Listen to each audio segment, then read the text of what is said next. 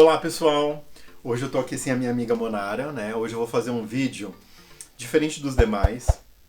Não é um vídeo falando sobre a vida aqui dos Estados Unidos, não é um vídeo falando de Utah, é um vídeo falando sobre a minha vida, né? Hoje eu vou contar pra vocês como que foi sair do armário, né? E assim, eu não devo satisfação pra ninguém, eu acho que cada um tem que viver sua vida. Se a Joana fica com a Maria, se o Pedro fica com o Miguel, e isso tá gerando algum problema para outra pessoa, para o vizinho, para a tia, para o tio, eu acho que essas pessoas precisam se tratar, né? Exatamente. Ou cuidar da vida melhor. Porque cada um tem que viver a sua vida na maior e melhor plenitude. E viver ela esplendorosamente, sem ter medo, o que as pessoas vão achar, o que as pessoas vão dizer, né? Porque eu sou gay, assumido. Bicherma, bichorona, muito bicho, não tem a menor condição de deixar de ser nunca mais. Você é bicha pra sempre. E o que me levou a criar esse vídeo foi para talvez ajudar você que está se descobrindo ainda, que não se entendeu, ou você mãe e pai que tem um filho, que você está vendo que ele tem já características e você não sabe o que fazer, como ajudar ele, ou você que tem um parente, que tem uma pessoa que você tá assim e você não sabe o que fazer, né? Então eu vou falar hoje para você como que foi a minha história, né? Eu acho que eu tenho toda a propriedade do mundo porque é minha história e eu vou contá-la para vocês da forma mais detalhada possível e espero que vocês entendam e aprendam. E eu vou dizer no final por que eu quis criar esse vídeo, né? Por que eu acho que é importante as pessoas se sentirem abraçadas, se sentirem incluídas, né? Porque as pessoas elas falam assim, né? Ai, porque antes era GLS, agora é LGBT, QIA+, P, não sei o que, não sei o que lá. E por que tantas letras e não sei o que? Pessoas, eu quero falar isso porque assim, a gente não dá pra gente colocar no pote de açúcar sal dentro, porque vai misturar uma coisa com a outra. Tem um potinho do açúcar, tem um potinho do sal, tem um potinho do outro tempero e por aí vai. E a letra LGBTQIA+, é a mesma coisa. Cada sigla, cada letrinha tá falando de um indivíduo, de uma pessoa que quer aparecer, que não é que quer aparecer, que existe e quer ser vista e quer ser respeitada. Mas agora ela quer ser representada, ela quer ser vista, né? E eu vou falar sobre mim, sobre hoje, sobre o Emerson. Hoje o Emerson vai contar pra você como que ele saiu do armário, né? Ou digamos assim, como que ele se assumiu. Então a gente vai voltar bem no passado, bem mesmo, né? Porque antigamente, e tem um termo muito chulo, né? As pessoas usam, né? Eu acho que era uma criança um pouquinho afeminada, sabe? Não sei se eu sou afeminado hoje, mas se eu for, tá tudo bem, né? Mas teve um certo tempo, eu acho que lá para meus 8, 9 anos, que eu era um pouquinho, eu acho que afeminado, que era um pouquinho, que era um garoto muito educado, né? É engraçado que muitas pessoas no passado, elas não entendem muito isso, né? Educação com que não tem nada a ver uma coisa com a outra, né?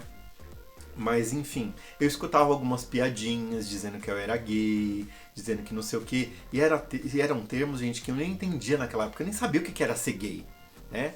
Nem sabia o que era ser gay, o que fazia um gay, né?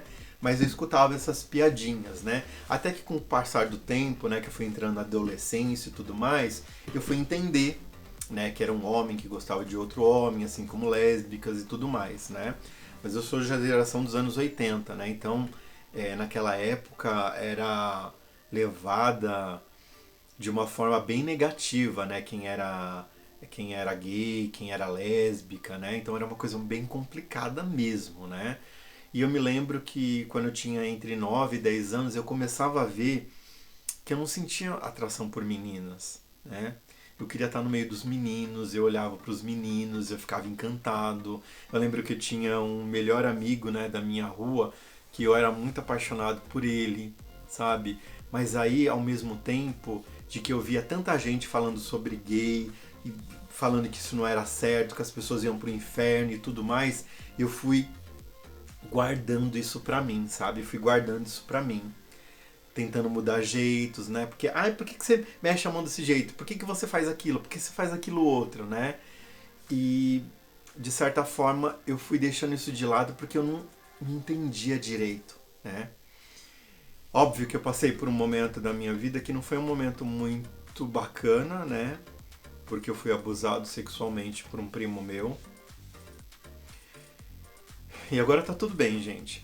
mas eu fui abusado por ele e não que eu ter sido abusado me levou a ser gay, porque antes disso eu já gostava de meninos, mas nunca demonstrei, nunca tinha feito nada, né? E acabou que um dia que a gente estava... É uma coisa bem complicada, gente, mas enfim, eu tenho que tocar nessa ferida, né? Eu sou filho adotivo, como vocês sabem, né? E nessa época era normal dos primos tomarem banho juntos, né? E eu me lembro que teve um dia que eu tava tomando banho com meu primo, né? E ele tentou fazer alguma coisa comigo e eu não quis, sabe? Eu não quis. Né? Por mais que eu tava me descobrindo ainda, eu nunca tinha me imaginado transando, nem sabia o que era transar, o que era. Eu só sabia que eu gostava de menino. Mas eu acho que era um gostar tão ingênuo, sabe? Tão belo, sabe? Tão bonito. Mas eu não me via pensando ou fazendo, porque eu nem sabia, né? Que eram essas coisas, né? E assim, tudo bem, ele deixou de lado, né? E eu me lembro que depois de uma semana que ele tava lá em casa, a gente tava brincando de arco e flecha, né? Que eu morava numa chácara. E a gente brincando de arco e flecha, eu acabei mirando, né? E acabei acertando ele aqui, ó. E ele falou que eu tinha acertado o olho dele, mas eu tinha acertado na testa ou aqui, eu não lembro. Mas não tinha afetado nada o olho dele. E ele começou a criar um caso dizendo que ele não estava conseguindo enxergar, não estava conseguindo ver, e eu estava com medo daquilo, né? E daí chegou no momento que a gente foi tomar banho junto, né? Que estava chegando a noite, e ele pegou e falou assim pra mim: hoje você vai ter que deixar eu fazer o que eu quero fazer com você, porque se você não deixar eu fazer o que eu quero com você, eu vou contar pro tio e pra tia, pros meus pais, né? Que você quase me cegou, né? E eles não vão te querer mais porque eu sei que você sabe que você é adotado, né? Eu tinha acabado de descobrir, né, que eu vou contar isso numa outra história pra vocês, como eu descobri que eu era filho adotivo, né? Eu fiquei com tanto medo daquilo, eu fiquei com tanto medo de, tipo, os meus pais não me quererem mais, que eu acabei cedendo isso. Mas eu não sabia o que estava acontecendo, sabe? Eu não me estou colocando como vítima, eu estou contando realmente o que aconteceu. Eu não sabia o que estava acontecendo. E simplesmente aconteceu, e aconteceu outras e outras e outras vezes. Enfim, até que eu comecei já a ficar mais velho, já estava com 14, 15, 16 anos, né? E eu já sabia já o que era gay, e já sabia como a comunidade, como a sociedade via aquilo, né? E eu tinha medo, né? Eu tinha medo de perder meus amigos, de a minha família não me querer mais. Então eu estava no primeiro processo, que é o que todo o gay passa, que é a autoaceitação. É você se aceitar. Que você gosta de homem e tá tudo bem, entendeu? Mas mais uma vez eu vou te dizer, eu não me tornei gay porque eu fui abusado sexualmente, porque eu já sabia antes disso de que eu era gay. Mas eu tenho que contar o que aconteceu também pra vocês, né? E eu sabia que eu era gay, foi bem numa época que eu já estava fazendo, que eu estava me aceitando, que eu estava entendendo como que eram as coisas, mas mesmo assim eu ficava com muito medo, porque todo mundo ficava falando que a gente ia pro inferno, que Deus não amava a gente, e tantas coisas que eu falava assim, eu não quero ir pro inferno.